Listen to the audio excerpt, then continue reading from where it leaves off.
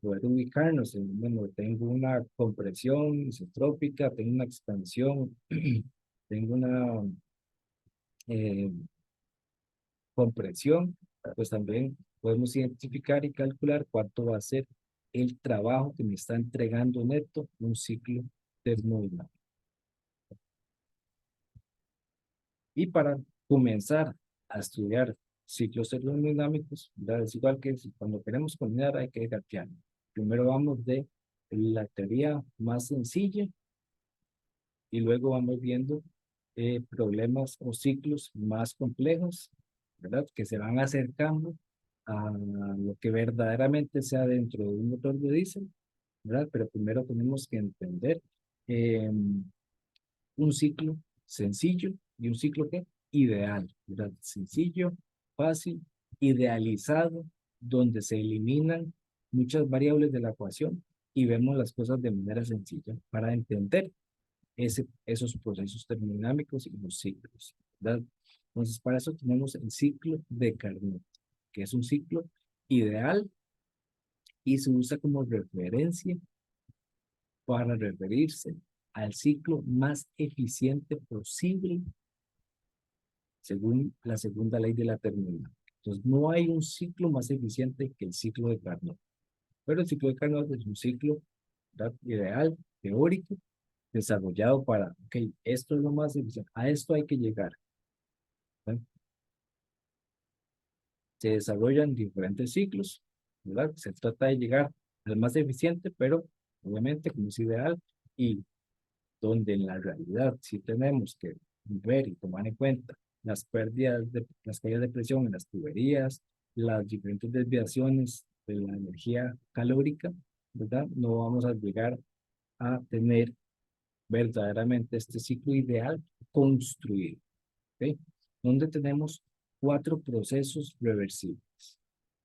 El primer proceso es la adición de calor isotérmica. Entonces, si vamos a la gráfica de temperatura contra entropía, tenemos el proceso de 1 a 2, donde se da la adición de calor. De 1 a 2 entra calor, ingresa calor al flujo de trabajo, pero ¿de qué forma? Isotérmica. ¿Qué era isotérmica? Donde no tenemos cambio en la temperatura. ¿Ok? No se da cambio en la temperatura. Entonces, de 1 a 2, si yo quiero saber cuánto es la temperatura de mi ciclo de Carnot en el estado 1, va a ser la temperatura máxima del ciclo. La vamos a representar con TH, por high, temperatura, la alta temperatura. ¿Ok?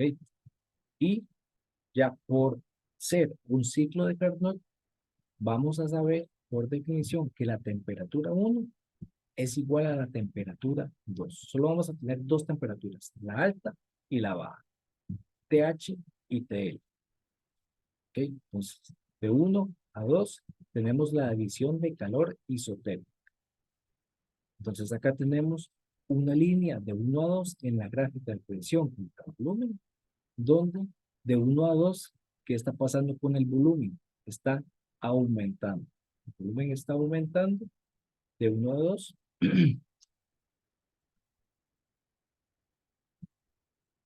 Y toda esta línea que conecta 1 a 2 está sobre una línea isotérmica. O sea, que en cualquier punto de esa línea en esta gráfica voy a tener la misma temperatura a través de 1 y 2. De 2 a 3, ¿qué pasa? Hacemos un salto, o sea, una expansión isentrópica, donde la entropía no varía. Entonces, podemos decir por definición que la entropía en el estado 2 es igual a la entropía en el estado 3 en un ciclo de Carnot. ¿Ok? Entonces, terminamos de expandir hasta el máximo, hasta el volumen máximo, nuestro fluido de trabajo, y llegamos al punto 3 o al estado 3. Entonces, también es importante, y de acá se puede sacar mucha información. Por ejemplo, si nos preguntan cuál es el volumen inicial en mi ciclo de Carnot. Entonces, debemos de calcular el volumen en el estado 1. Si me preguntan cuál es el volumen máximo, cuál puede llegar mi fluido de trabajo en un estado de Carnot, debemos de ir y buscar con la información, obviamente, que nos va a dar del problema, ir a buscar el volumen en el estado 3. Igualmente, podemos ver y analizar lo mismo para la presión. ¿En qué punto tengo la presión máxima? En el estado 1. ¿Y en qué punto tengo la presión mínima? En el estado 3. Y a través de diferentes relaciones vamos a encontrar los parámetros del estado 4 y el estado 2. Igualmente, cuando decimos que nos dan la temperatura máxima del ciclo de Carnot, nos están dando dos temperaturas del estado 1 y del estado 2. O si nos dan la temperatura mínima del estado de Carnot, nos está dando la temperatura de dos estados, del estado 3 y el estado 4. ¿Okay? Entonces vamos de 2 a 3, donde se da la expansión isentrópica. Luego de 3 a 4, se da ese rechazo de calor isotérmico. Entonces, de 3 a 4, a la misma temperatura, pero se está reduciendo la entropía a la misma temperatura y se rechaza calor. ¿Ok? Entonces, de 3 a 4 se está dando también una compresión, se está comprimiendo desde 3 a 4, desde el volumen máximo hasta un volumen 4 intermedio que no es ni el máximo ni el mínimo. Y tampoco es igual al volumen del estado 2. ¿Ok?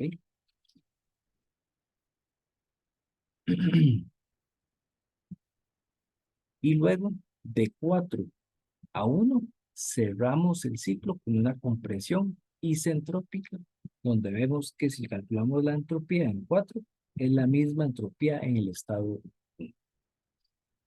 ¿Ok? Y aquí tenemos un volumen para el estado 4 y el volumen inicial en el estado 1.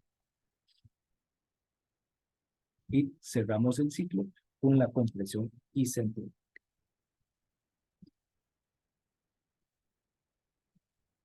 Entonces, este es el ciclo ideal de Carnot.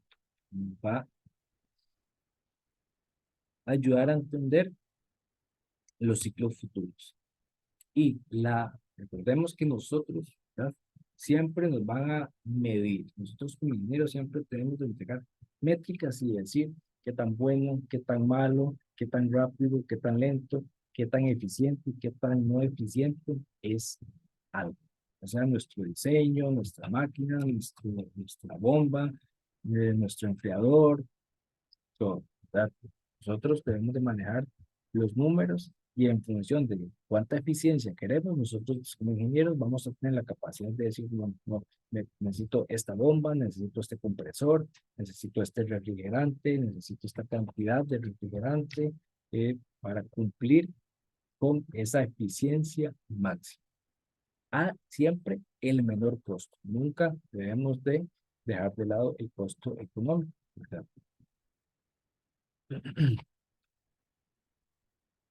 Porque también, ¿cómo ganamos los proyectos? ¿Cómo nos escogen? ¿Cómo nos buscan a nosotros? Ah, porque ese es el ingeniero que aquel proyecto me preguntaron, pues, ¿usted cómo hizo para ahorrarse en esa bomba que compró? Ah, es que me llamó el ingeniero Javier y me hizo un estudio y me seleccionó la bomba que me daba la mayor eficiencia aún y estaba mucho más barata que otro que me habían especificado otra bomba. Entonces también siempre eh, debemos de buscar ese equilibrio entre eficiencia y precio. Nunca aprovecharnos, por ejemplo, de un cliente y decir, ah, no, compra esta bomba más cara para yo ganarme una comisión, porque si se da cuenta, nunca más nos vuelven a llamar y pues nos vamos haciendo una reputación no muy deseada. Entonces, si nosotros siempre cuidamos a nuestros clientes y buscamos siempre ser eficientes en todo, vamos a tener siempre una buena reputación, se los garantizo. También como buenas prácticas y buenos ingenieros que vamos a hacer. Entonces, si analizamos y vemos esta ecuación para calcular la eficiencia de un ciclo de Carnot, que básicamente sería uno menos un número, ¿verdad? Y ese número se calcula dividiendo la temperatura baja entre la temperatura alta del ciclo de Carnot. ¿Ok? Entonces, la eficiencia máxima se obtiene cuando esa relación entre temperatura baja y temperatura alta tiende a cero. Entonces, ya sea 1 menos cero, entonces tenemos una eficiencia de 1, ¿verdad? Pero ya sabemos que eso no se logra, por lo tanto vamos a tener una eficiencia de 0.5, 0.4, 0.75, dependiendo de esa relación. Entonces, este número, ¿verdad?, que obtenemos de eficiencia, ¿cómo podemos hacer que se acerque a 1? Haciendo este número lo más pequeño posible. ¿Y cómo logramos eso? Tratando de aumentar la temperatura alta, manteniendo la temperatura baja, para que este número de abajo, el denominador, si hacemos el denominador más grande, ese número al final se va haciendo más chiquito. Entonces, a 1 le quitamos un número más chiquito. Esa es una forma para aumentar la eficiencia en el ciclo de Carnot. ¿Ok? Viendo la ecuación y analizando con sentido matemático, ¿cómo hago este número, verdad, más grande? 1 menos un número más chiquito. Este número, ¿cómo lo hago más chiquito? Haciendo TH más grande, el denominador más grande. O bien, haciendo el TL más pequeño, ¿verdad? Entonces, este número, esta relación, la puedo hacer más pequeña, haciendo más pequeña la temperatura, reduciendo esta temperatura, bajando este nivel de TL lo más que, ¿ok? De esas dos formas podemos aumentar la eficiencia térmica de un ciclo de Carnot. Entonces, la eficiencia térmica aumenta con un incremento en la temperatura promedio a la cual se suministra calor, TH, hacia el sistema, o con una disminución de la temperatura promedio a la cual se rechaza calor, TL. Entonces, si lo vemos matemáticamente, es cómo hacemos este número que sea igual a 1. O esta operación, esta diferencia que sea igual a 1. Haciendo este número, TH más grande, o haciendo TL más pequeño.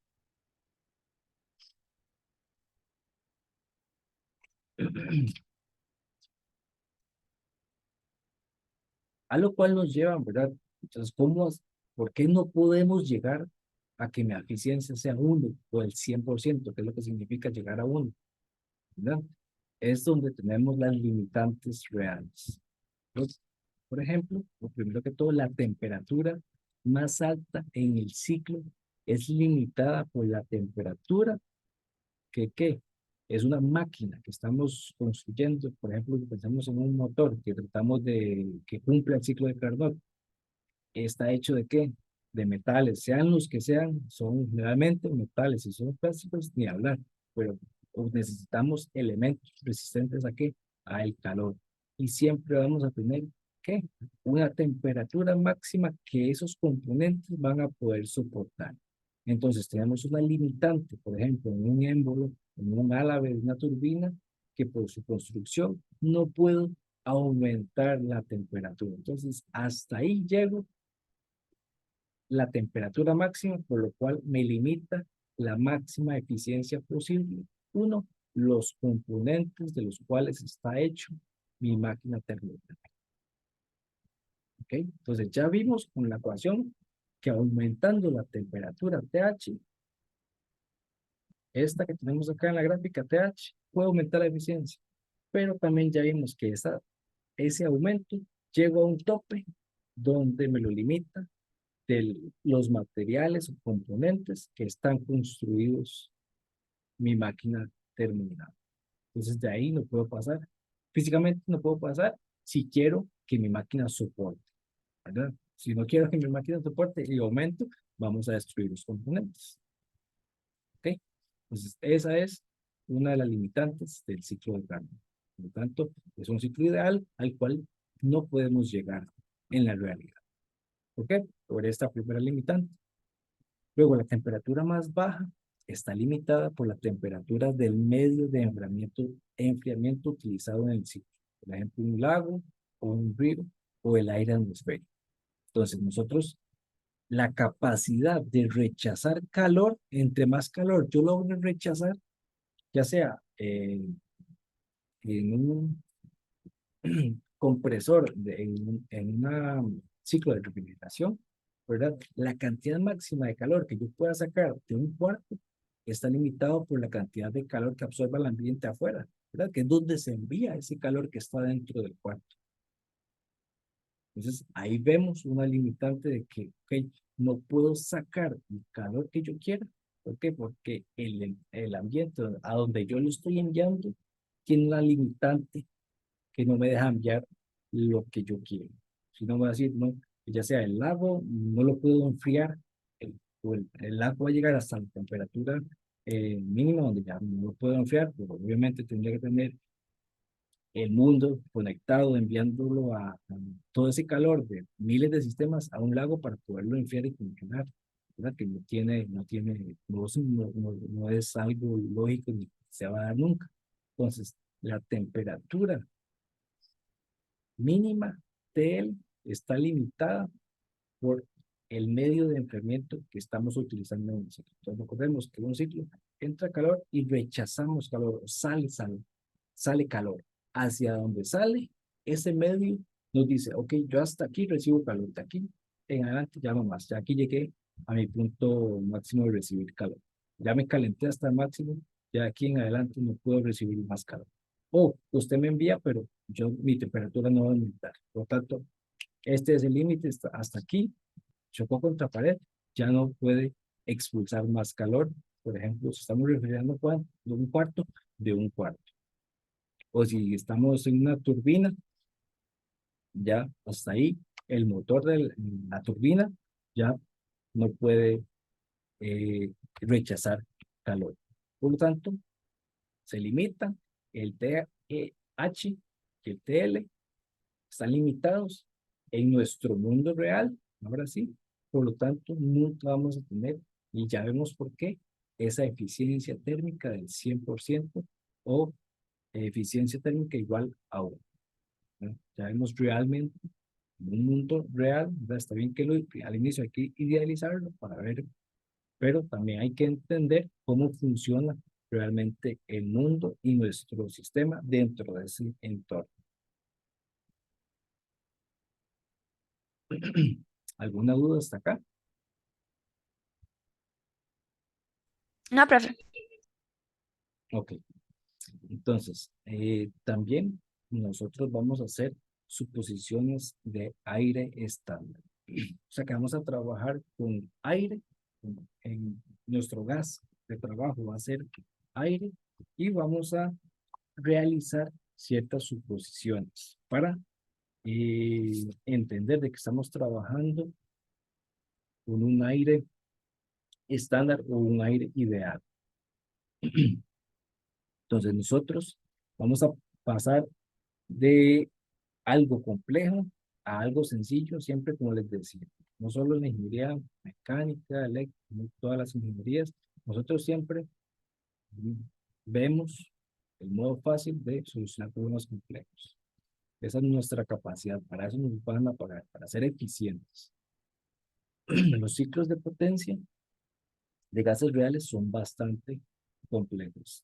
Y para reducir el análisis, ¿verdad? A un nivel que nosotros, con nuestra mentecita lenta en comparación con una supercomputadora, pues pueda manejar, se utilizan las siguientes desviaciones o aproximaciones conocidas como las suposiciones de aire estándar. Son básicamente suposiciones para hacer el aire eh, un gas ideal. Entonces, la primera es que el fluido de trabajo es aire que circula de modo continuo en un circuito cerrado y siempre se comporta como un gas ideal. Posición número uno, aire estándar. Estamos trabajando con un gas ideal. Entonces, para resolver problemas, ok. Punto número uno, suposiciones. Número uno, aire estándar, un gas ideal. Número 2, todos los procesos que integran el ciclo son reversibles. ¿Sí? Cuando estamos hablando de aire estándar. Número 3, el proceso de combustión lo vamos a sustituir, ¿verdad? De un motor, ya nos imaginamos o ya tal vez conocemos un poquito de cómo funciona el motor de un carro y sabemos que ahí se está dando una combustión interna. Pero para suposiciones de aire estándar, el proceso de combustión es sustituido por un proceso de se añade calor de una fuente externa. Y eso es lo que estamos, se añade calor. ¿Cómo? Se añade calor. Estamos viendo el ciclo de forma ideal. ¿Okay? El proceso de escape es sustituido por un proceso de rechazo de calor que regresa al fluido de trabajo a su estado inicial. Pues sabemos que por la mufla sale todos estos residuos de la combustión calientes. Para nuestro caso ideal, lo estamos viendo en los dos dibujitos que tenemos acá en la cámara de combustión, es el caso real, que entra al motor aire, combustible. Se queman dentro de la cámara de combustión y que salen los productos de la combustión, ¿verdad? Del hollín y el humo caliente, los productos de la combustión del carro. Pero nosotros, ¿qué vamos a ver idealmente? Entra aire en nuestro ciclo termodinámico a una sección de calentamiento y entra calor y sale el aire caliente. Listo. Así es como vemos el proceso real de combustión comparado con el proceso nuestro, como lo vamos a estudiar, ideal de combustión. ¿Ok? Para este curso. Y para el tema específico de ciclos de potencia y de vapor. ¿Ok? Vamos a ver lo más simple posible.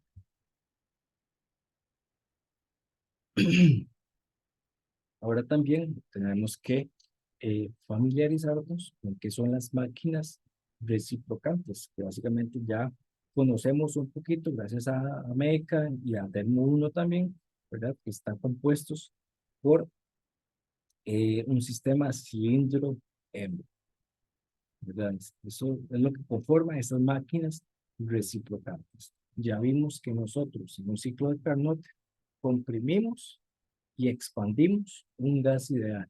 Entonces, para terminar de amarrar, bueno, cómo comprimimos y cómo expandimos ese gas, pues para eso utilizamos las máquinas reciprocantes, que de forma sencilla son un dispositivo, un sistema cilindro-hembra. ¿Ok? Lo vemos en el caso más práctico de los motores del carro, ¿verdad? Por su versatilidad y tienen un mundo de aplicaciones, como vemos, autos, camiones, aviones, barcos, generadores, es el invento que cambió el mundo. Donde tenemos, aparte del cilindro de émbolo, pues una válvula de admisión, válvula de escape, podemos ver dos puntos importantes, que es el PMS y el PMI, donde el, el émbolo va a estar moviéndose de arriba a abajo y vemos que tiene un punto muerto superior, que es el punto máximo hasta donde se desplaza hacia arriba, y un punto muerto inferior, que es el punto máximo hasta donde se desplaza hacia abajo. Todo ese desplazamiento es la carrera del émbolo y también tiene un calibre, que es la circunferencia del émbolo. ¿Okay? O el diámetro del pistón, que es básicamente el mismo.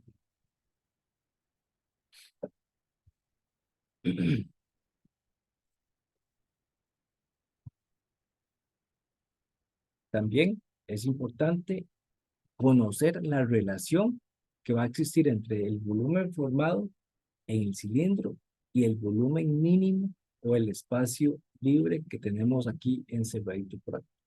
Esta relación recibe el nombre de compresión del motor y la vamos a denominar con la letra R. Entonces, R, que va a ser la compresión o la relación de compresión, es igual al volumen máximo entre el volumen mínimo. O lo que es igual el volumen del punto muerto inferior entre el punto muerto, acá, volumen máximo. Tenemos todo este volumen en gris, el grande, es el volumen máximo. Cuando nuestro pistón está en el punto muerto inferior, dividido entre el volumen que queda cuando el pistón está en el punto muerto superior. A esa relación se le va a conocer como relación de compresión. ¿Okay? También como una relación importante a tomar en cuenta, y vamos a ver en el ciclo de Diesel y de Otto, esa relación de compresión y que cómo nos ayuda a encontrar la eficiencia para ese ciclo termodinámico, y que también pues, esa relación de compresión, al variar mi eficiencia, pues sí, entonces quiere decir que si yo varío las dimensiones de mi pistón, de mi carrera, de mi calibre, etcétera, etcétera, pues ya ahí entro en la parte de diseño para poder variar y mejorar esta relación de compresión, mejorando la eficiencia de mi motor en caso de que estemos diseñando motores de este tipo. Entonces ya de este lado, acá nos toca ver los componentes básicos, ¿verdad? Entender cómo funcionan estas máquinas, que luego, si están diseñando motores de carros de Fórmula 1, imagínense, ¿verdad? Hasta dónde pueden llegar. O sea, esto es las primeras bases de todo lo que pueden irse a hacer afuera. Entonces, ya depende de ustedes, depende de muchas circunstancias, sí, pero está en seguir siempre lo que nos gusta. A mí siempre me gusta motivarlos y no limitarnos a, yo nunca voy a diseñar un motor, no, no, bueno, si yo quiero eso, quiero llegar a eso, iré a diseñar y estar en un equipo de Fórmula 1, hágalo.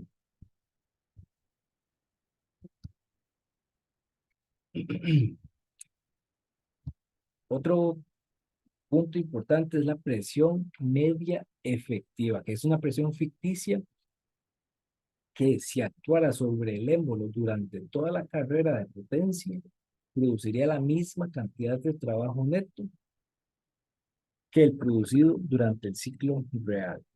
Entonces, pues, esta término, esta definición, la podemos utilizar, ya se comprobó eh, en la práctica que esa presión media efectiva produce la misma cantidad de trabajo neto que es producido por el ciclo. Entonces ya nos ayuda a definir otra ecuación para el trabajo en una máquina reciprocante, que sería el trabajo neto, va a ser igual a esta presión media efectiva multiplicada por el área del émbolo multiplicada por la carrera. O sea, igual o equivalente a multiplicar la presión media efectiva por el volumen desplazado, que sería área por altura, que es la carrera. ¿Okay? De esta forma, para una máquina reciprocante, podemos calcular el trabajo neto producido por el ciclo de esa máquina reciprocante.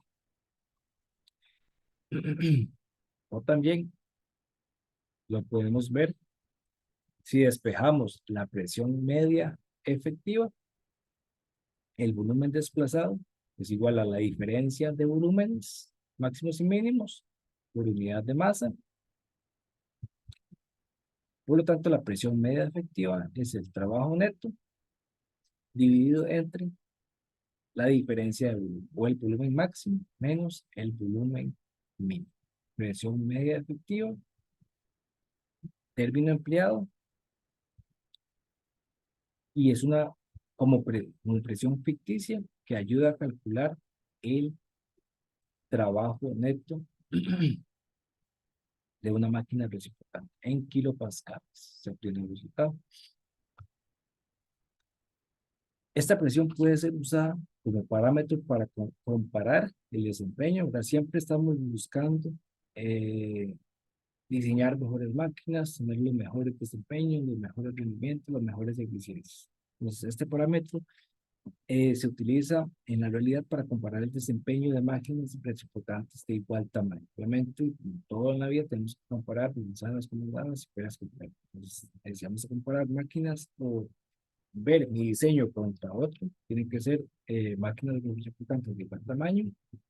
Entonces la máquina que tiene un valor mayor en la presión media efectiva, entregará más trabajo neto por ciclo, por lo tanto, se desempeñará mejor.